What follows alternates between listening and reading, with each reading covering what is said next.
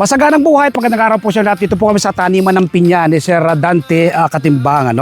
Ito po yung main ano po nila rito ay bayabas. Pero itong mga pinyang ito, tanim din po nila pero grabe, ang tamis po ng bunga. No? Ang pinya po ay tinatanim sa true sucker. Pwede rin pong tanim ang corona pero matagal lang po siya bago magbunga. Ito po yung corona. Jay, close up nga yung corona sa mga hindi nakakalam. So ito po yung corona ng pinya. No? Yan.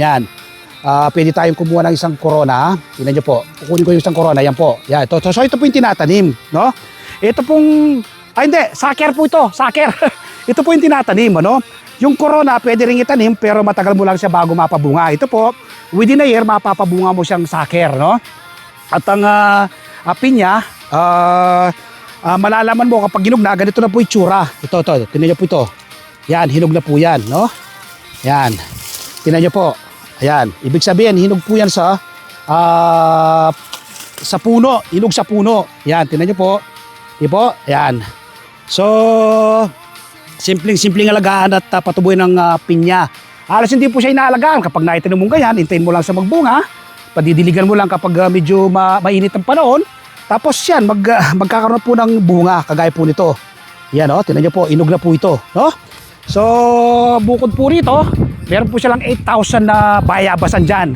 Ayan po sa likod ni J, bayabas po yan eh. 8,000 na heads na bayabas. No? 8 hectare po kasi itong aming kinalalagyan nito.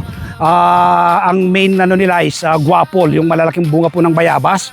Yan, kikita nyo pong paligid. Meron po silang babuyan dyan. Meron silang manok. Itong babuyan nila dito, meron siyang inain, saka ilang mga bihik. Pero itong main produce po nila ay bayabas. So, dito po sa Padre Garcia, Batangas, si Sir Dante ay dati pong empleyado ng PLDT. 20 years po siya sa PLDT. Nung mag-for good po siya, ito po, dito siya dinala ng Panginoon into farming. Dito siya nag-e-enjoy 60 plus na si Sir Dante pero napaka-energetic pa rin po niya, no?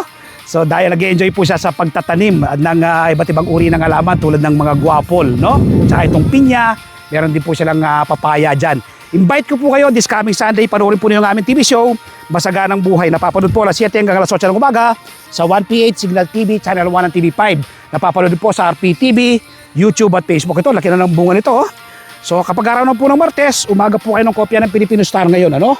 Meron po akong column sa PSN, isinusulat ko sa aking column, mag-iba't ibang do-it-yourself tips at iba pang sikreto sa pagsasaka sa Facebook page, Facebook profile, TikTok, nagbabahagi rin po tayo ng kaalaman. At siyempre, yung hindi pa po nakasubscribe sa aking YouTube channel, ang Magsaka Reporter, mag-subscribe na po kayo, like and share. Click the bell button sa ganun, ma-inform po kayo kapag may mga bagong video upload, video tutorial upang ma-share ko po sa inyo ang pairam na talento ng ating Panginoon. Happy farming po, bye-bye! God bless, bye-bye!